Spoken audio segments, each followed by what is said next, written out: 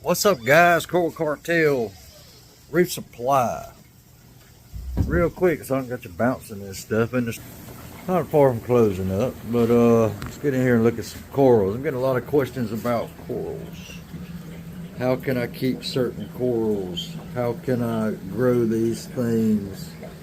If you're a new or a beginner, or or something like that, get a lot of questions about them, and some are a little more finicky than others. Some are not. So, real quick, we do classes here at Coral Cartel Reef Supply, and we start from the very basic beginning, and we go all the way up to the expert level. I want to show y'all basically the two most important things that go into coral keeping, in my mind, is temperature and stability of that, as well as excuse me, your salinity. And people are like, oh really, salinity, is it that important? Yeah, yes it is. If your salinity is not staying pretty baseline, if you test for your calcium alkalinity and everything, they're not going to be the same if your salinity is different. So keep those two things. Your temperature, always have 2 heaters at least. I'm going to flip it around instead of doing the filter. But so this system and my grow out system, that's just a refugium. Oh, let me get that out. I see it. The most important piece of equipment that I have is right here. It's an auto top off. You have a little sensor that sits in your sump right there, and you got a little hose that's going to pump in your fresh RODI water. I use a 5-gallon bucket. Nothing picky, nothing beautiful. It's just for the store. It's different for the house, but for here, that's all I need. A 5-gallon bucket, I fill it up about every other day, but I do have a large system. It's very humid in here, so I lose a lot of water. This one's by Reef Breeders. Now you can get any you want. I do use a lot of Reef Breeder products. I use their lights as well, and we'll get into that later on, lighting and flow and all that good stuff. But heaters, here is a little different. I have the high dollar titanium heater down there, but also has some little backups thrown in. And I've also got in my ground, let me cut the flow, sorry. I also have another titanium heater in here, so I don't skimp on temperature.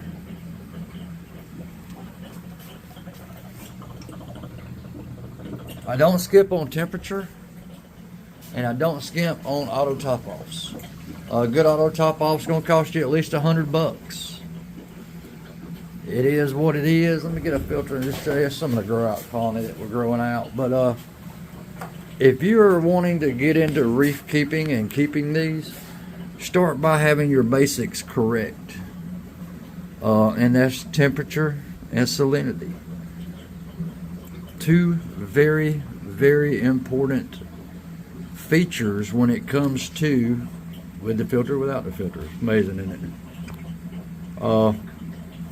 When it comes to stability, you got to have those items to be stable to start with. Some of these are harder to keep, some are easy to keep. We've got leathers and zoas that are pretty easy. Toadstool, the little weeping willow type. This system's very clean as far as nutrients, so they don't really excel, especially my zoas in here, although they are open and they are doing everything. But for your sticks, whether it's a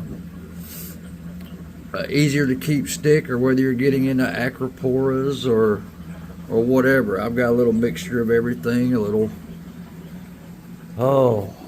acroporas, excuse me, some monopora digitatas, real good sticks to start off with. Stuff like that. Sorry, I just had to cut my flow back on and remind myself to do it. But I keep more flow and more light on this system than I do on this one, because trying to grow out over there. But the basis comes from, I aim for 77 degrees. It's always plus or minus 1 or 2 degrees. I'll do little things, keep fans going. If it's getting real hot, I'll put the fan directly over, shooting down into the aquarium. That'll help cool it down if you're getting, them dog days of summer and they're getting hot. So there's 10,000 different ways to grow corals or to have corals, whatever you want to call it. And not everybody's is right or wrong. Excuse me, I got a hair sticking out. It's getting on my nerves. But I love the Alpha Reef system. That is what I use. That's what I start with. I use some Reef Breeder products. I'm here every day since this is a store, so I don't really have to. I can hook up my dosing pumps and let them dose for me, but I'm here every day, and I'm a hands-on guy, so I love dosing manually. Now it will get to where, especially at home, I may just set up the dosing pump so it can dose for me. But those do what we call husbandry, keeping your aquarium clean, stuff like that. But I love doing the dosing myself. I feel more in tune with it. Check out some fish real quick. I got issues of love. Nothing in the tang. Got some tangs, got some butterflies. Anyway, I'm real easy to get the purple tang back there as well. He bolts out more when I got food. So at the store we keep all kind of nice little things and quick. But temperature and salinity are the two biggest things. So whether you've got a little softy tank, branching GSP growing on your wall, some leathers, toadstool right back there. There's some bubble tips and stuff, but these are the things that you have to grow your harder to keep corals. Your softies, not as much. They can deal with a lot more ebb and flow in your stuff. Same with fish. Some are easier to keep than others. Some are not. I always keep cleaner shrimp. I love cleaner shrimp. And I'm liking that little fire shrimp as well, but tank's a little dirty. Water change and clean days tomorrow, so of course love clowns. Everybody loves clowns. These little basslettes are pimping. Some anthias, damsels, and of course up here we get a little more predator. We got a pot of brown up there with two humas, one from different areas, so colorations are a little different. But your fish also like those same things. They like stability as well. Some fish are harder to keep. A lot of them because of their diet and the way they eat and real picky. So just remember to keep those two things very important. Always have a backup heater on your system, number one, because if one goes out, big temperature drop can really hurt them. And number two is an auto top off. If you invest wisely in those two things, you've got the best start that you can have as far as keeping corals. Or growing. Some of your corals are hard to keep, and this is just the beginning. Just the beginning of it. Of what I like to say, not a class, but just giving what little bit of knowledge I might have. And again, I don't believe anybody is an expert at this because there's so many ways and so many different things that you can do as far as dosing. You've got people that do the reef moonshiners method. You've got the balling method, your 2 parts, all that. So do a little research on that part, and we'll get into some of that as well. But it's not as hard as people think it is, especially when you start with those two things: temperature, salinity.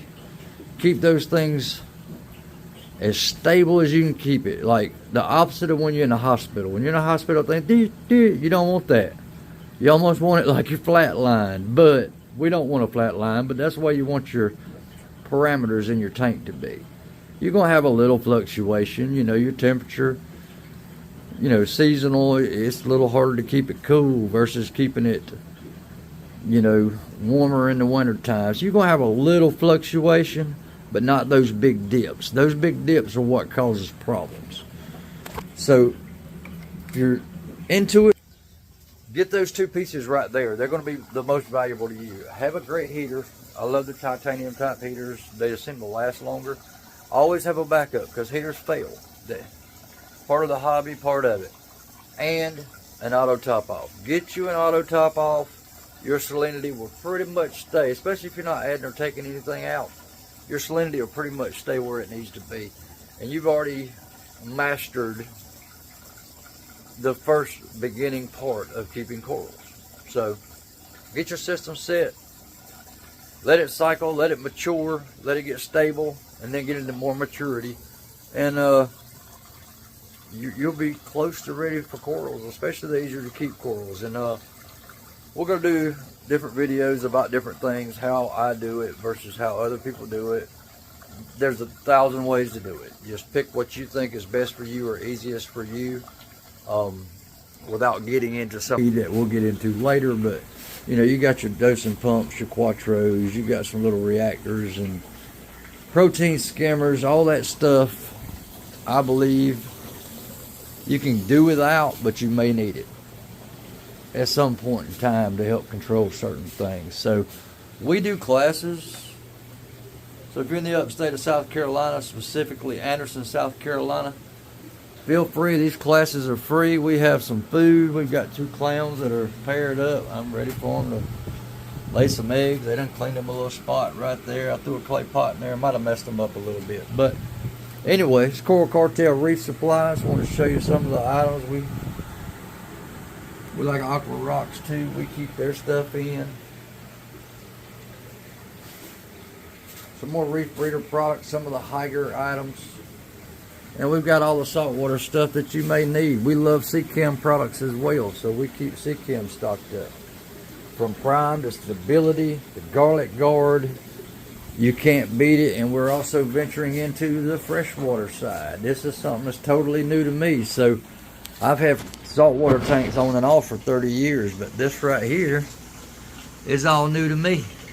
That's got a betta and some little cories and some snails, some cleanup crew, and some plants. So I am actually learning the freshwater side compared to the salt. So what some people think is easier, to me, I'm not as familiar with. So I've got a guy that comes in and teaches me, or has taught me, that we cycle these tanks and do all that. I didn't know that for freshwater. So anyway, he's getting me set up, got me going. I'm like, oh, I didn't know that. So learning, gonna start stretching into something new for me. And you can only learn things from people with experience that do this kind of thing. So if you have any questions, hit us up. If you're in the upstate of South Carolina, come on, check us out. Sit down, have some food. We have little classes, real informal, but a lot of good knowledge in there. So appreciate you being here, appreciate you watching. If you don't mind, hit that like and subscribe. We're going to try and build this thing up and make it a little community. So, Coral Cartel Reef Supply in Anderson, South Carolina, and we appreciate you being here. Y'all have a great day. And let's go have some happy reef tanks. Have a good one.